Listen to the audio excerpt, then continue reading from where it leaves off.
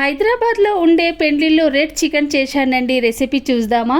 Hi friends, ఎలా ఉన్నారు మీరందరూ? బాగున్నారా అండి? నేనైతే చాలా బాగున్నానండి. అమ్మ వంటల్లో మీరందరిది స్వాగతం. ఈ రోజు నేను చేశానండి హైదరాబాద్ స్టైల్ షాదీ వాలా రెడ్ చికెన్ అండి. హర్ పెండ్లిలో ఇది ఉంటుందండి. ఇది ఉందా లేదా మేమైతే పెండ్లిలో పోతే అండి చూస్తామండి రెడ్ చికెన్ ఉందా లేదా, రుమాలి రోటీ అండ్ బిర్యానీ. దీని కాంబినేషన్ మేము హరీస్ కూడా చూస్తామండి. ఈ రోజు నేను సింపుల్ గా చేశానండి.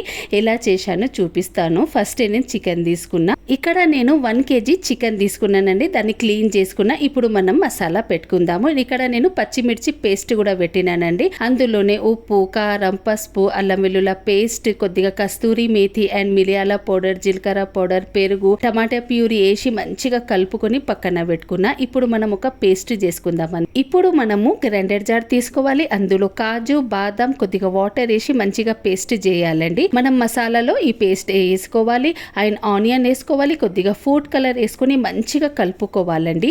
ఇక్కడ నేను పీస్ ఎలా చూడండి, లెగ్ పీస్ ఉన్నాయి కదా ఫ్రెండ్స్, దానిని కట్ పెట్టుకున్నానండి. కట్ పెట్టుకుంటే లోపటి వరకు మసాలా పెడుతుంది, మంచిగా కుక్ అవుతాడండి.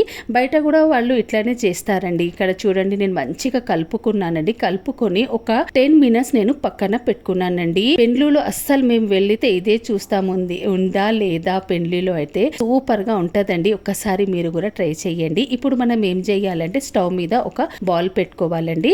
అందులో మనము కొద్దిగా ఆయిల్ వేసుకోవాలి. అందులోనే కలియాపాకులు, పచ్చిమిరపకాయలు వేసి మనం మ్యారినేషన్ చేసినాం కదండి, చికెన్ వేసుకోవాలి. కొద్దిగా వాటర్ వేసి మంచిగా ఒక 5 minutes కుక్ చేయాలండి. మీడియం మంటపై కాదు, హై మంటపై కుక్ చేయాలి. ఒక 5 minutes మీడియం మంటపై కుక్ చేయాలండి. థిక్నెస్ ఉండాలండి, గ్రేవీ కూడా ఉండాలి. ఇప్పుడు నేను పైనుంచి కొద్దిగా వేసినాను కొత్తిమీర అండ్ పచ్చిమిరపకాయలు వేసి సర్వ్ చేసుకోవాలండి రుమాలి రోటీతో. ఈ హైదరాబాద్ స్టైల్ పెండ్లిలో ఉన్న రెడ్ చికెన్ అండి ఎంతో టేస్టీ, ఎంతో యమ్మీ వచ్చింది. మీరు కూడా ట్రై చేయండి. Okay, bye bye.